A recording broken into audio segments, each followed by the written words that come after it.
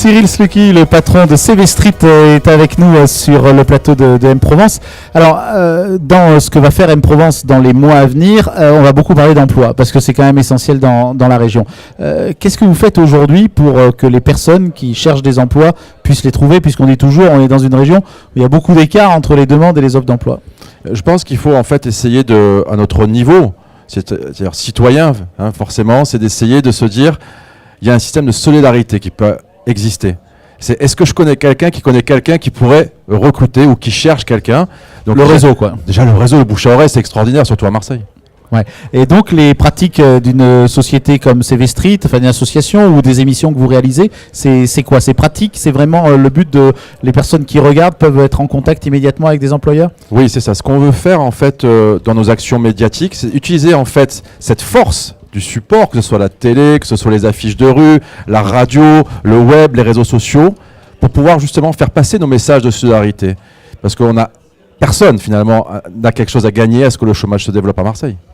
Aujourd'hui, les résultats que ça donne, ça c'est quelque chose de bien, c'est-à-dire qu'aujourd'hui on peut penser que c'est par la télé, par les médias que les gens vont retrouver un emploi, c'est un bon canal?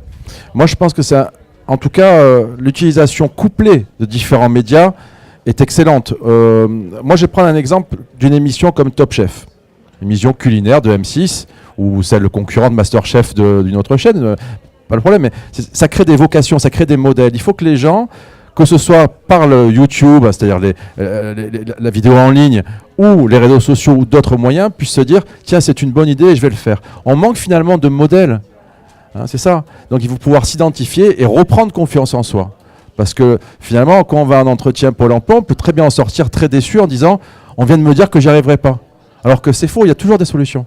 Oui, et ça, donc cette motivation, les gens la trouvent en participant aux émissions ou au format que vous proposez. Alors, les participants à notre accompagnement, on a un taux de réussite de 75%, mais nous, on est vraiment une goutte d'eau. On est une toute petite pierre à l'édifice, donc ce qu'on fait, c'est rien. Et c'est pour ça qu'on a souhaité le diffuser sur une émission de télé et sur les réseaux sociaux pour que ça serve d'exemple.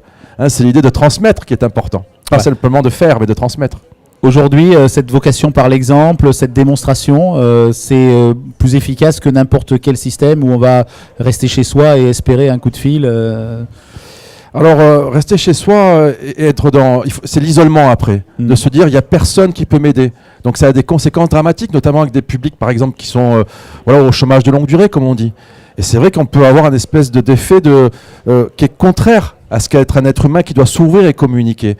Donc oui, il faut absolument essayer quand on est à la recherche d'un emploi, d'aller vers les autres. Et il y a beaucoup de structures, hein, notamment que ce soit via la Chambre de commerce, l'Union patronale, la CGPME, puis toutes les institutions qui recouvrent ce champ, les acteurs de l'emploi, les associations, les entreprises. Donc je disais, voilà, tout le monde est là pour dire, si on se serre les coudes, on va y arriver. Je crois que c'est ça qui est important. Voilà, et sur notre média, c'est un point très important que l'emploi, et on en reparlera souvent. Cyril, merci. Merci à vous Yves.